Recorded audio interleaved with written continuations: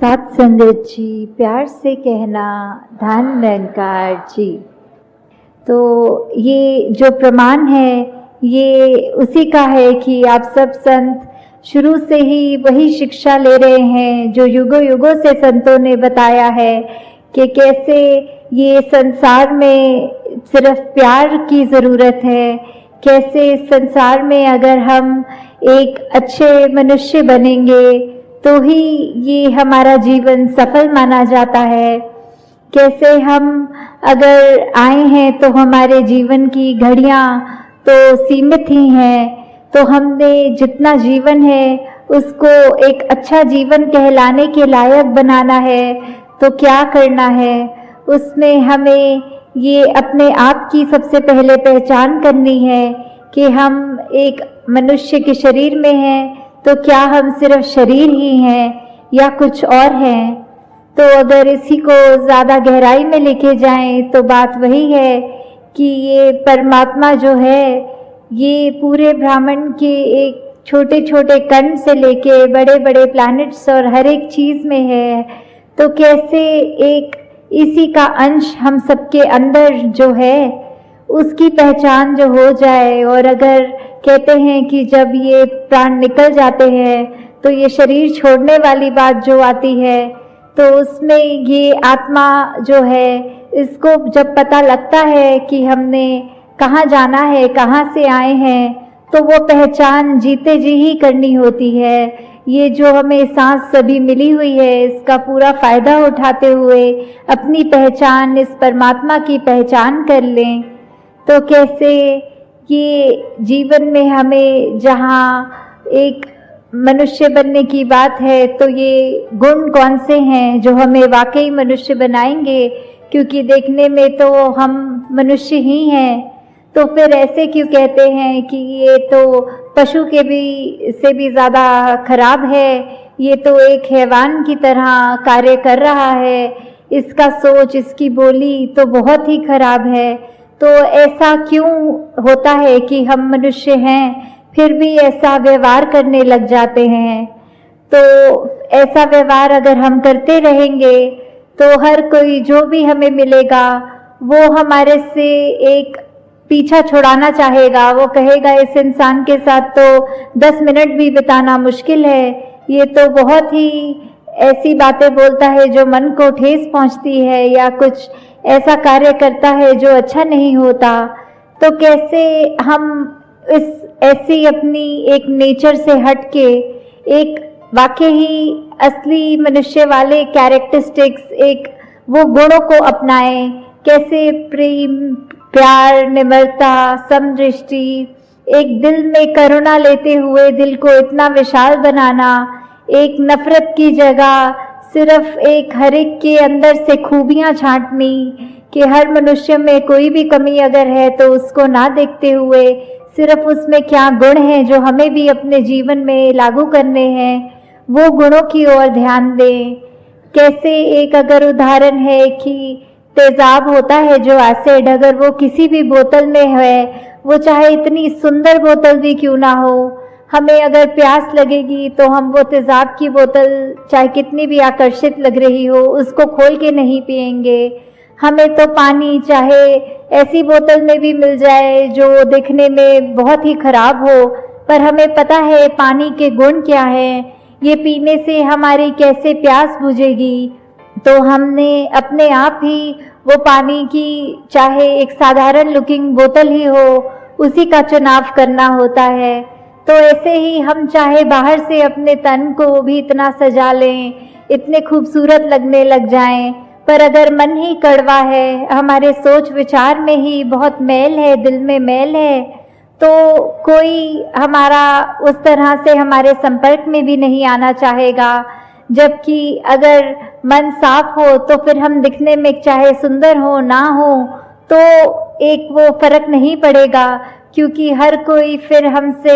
वो एक खुशबू ही एक हमारा ग्रहण कर पाएगा। तो ये अगर हमें विचार अपने अंदर हमेशा रखने होते हैं तो उसके लिए क्या करना होता है? उसके लिए तो सिर्फ यही बात है कि पहले ये ब्रह्म ज्ञान को इसके साथ निरंकार को जोड़कर अपने हर पल में इस निरंकार को जब हम याद रख के ये जीवन बिताते हैं तो वाकई ही ये दिन, ये जीवन, ये पल, ये घड़ियाँ बहुत ही खूबसूरत हो जाती हैं। हमारे अंदर ऐसी अच्छे गुणों का एक असर दिखने लगता है। वो मार्ग एक सेवा, सुमिरन और सत्संग के द्वारा, जो आज भी जैसे सत्संग में अनेकों महापुरुषों ने इतने हमें ऐसी बातों के साथ रूबरू कराया कि वो बात अगर एक भी पकड़ के अपने जीवन में डालें तो वो जीवन कितना सुंदर बन सकता है। कैसे इस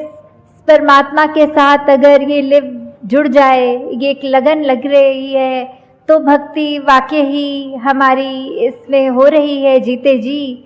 तो ये तो एहसास वैसा एहसास है जैसे एक माँ होती है, उसको अपने बच्चे के वो याद करने के लिए कोई ख़ास समय नहीं निकालना पड़ता। वो दिन का कोई भी अगर कार्य कर रही हो, जो बच्चा स्कूल गया है तो वो खाना भी बना लेंगी, वो ऑफिस में भी होंगी, वो कुछ भी ऐसा कार्य करेंगी, पर ध्यान यही होगा कि अभी बच्चा, उसका स्कूल में ब्रेक टाइम चल रहा होगा, अभी वो कोई एक सब्जेक्ट की उसकी क्लास चल रही होगी। तो ऐसे ही हम कोई भी कार्य करें तो इस परमात्मा का एहसास हमारे अंदर साथ साथ रह सकता है। कैसे हम अगर एक जीवन में ये बात अपना लें कि ये सुमिरन तो हम कुछ भी करते हुए कर सकते हैं, ये जब भी समय मिले सत्संग में आएँ और सब वो अच्छे बातों को, अच्छे गुणों को ग्रहण करें। कैसे फिर वो मन स्वयं हमारा सेवा के प्रति भी एक भागेगा कि ये करना है, हर एक के लिए, पूरी मानवता के लिए हम कुछ भी अपना अच्छा कंट्रीब्यूशन दे सकें तो वो हमें किसी को बताना नहीं पड़ेगा। खुद ही हमारा मन वो एक अपने समर्पित भाव से ये सेवा करने के लिए भी हर एक को वो एक रहेगा आगे। तो कैसे जीवन में हमें एक यही बातें रखकर कि हमें अपने जीवन में सिर्फ अपनी चेतनता के साथ, जब इस परमात्मा का हमें बोध हो गया तो ये चेतनता रखते हुए पल पल गुजारना है और उसमें ही हमें ये एक सूझी मिल जाती है, एक ये रास्ता पता लग जाता है कि ऐसा कोई सिचुएशन है तो हमने क्या करना है। अगर मान लीजिए कोई, अगर बच्चे हैं उनके एग्ज़ाम्स या पढ़ाई हर दिन वो बच्चा अच्छा करता है तो उसको अगर कोई सरप्राइज़ टेस्ट भी ले ले टीचर तो उसको बिल्कुल डर नहीं होता। पर अगर कोई ऐसा बच्चा है जिसने पढ़ाई ही नहीं करी तो उसको तो वो सरप्राइज़ टेस्ट से बहुत डर लगेगा कि इसकी तैयारी नहीं है और टीचर ने ले लिया। तो कैसे फिर वही बात कि हम अगर अपने पल पल में इस परमात्मा को डालेंगे तो कोई भी स्थिति आएगी जीवन में हमें वो घबराहट नहीं होगी। वो परमात्मा हमारे आगे कोई भी एक परीक्षा रखे, उसमें हमने वो सही कर्म करना है, सही सोच रखनी है, सही व्यवहार रखना है, तो फिर हमें वो परमात्मा के सरप्राइज़ टेस्ट से भी डर नहीं लगेगा और हमें हर स्थिति में पता लगेगा कि ये संतमति है, ये ही मार्ग है, इसको अपनाएंगे तो सब कार्य अपने आप एक सहज भाव में अच्छे अच्छे होते जाएंगे। तो दासी आपका और समय नहीं लेगी, तो दासी इन्हीं शब्दों से आपसे आज्ञा लेगी कि दातार हर एक पे कृपा करे कि ये भक्ति भरा जीवन हर एक के हिस्से में आए। ये निरंकार प्रभु परमात्मा हर एक के जीवन में पल पल उस तरह हर एक कोई उसको याद रखे जैसे ये सांसें हम ऐसे ले रहे। हर दिन की तरह भी हमने देखा कैसे हर एक ने स्थिरता के ऊपर ही अपने मन को आधारित करते हुए कि परमात्मा से जुड़कर जो मन की अवस्था स्थिर होती है,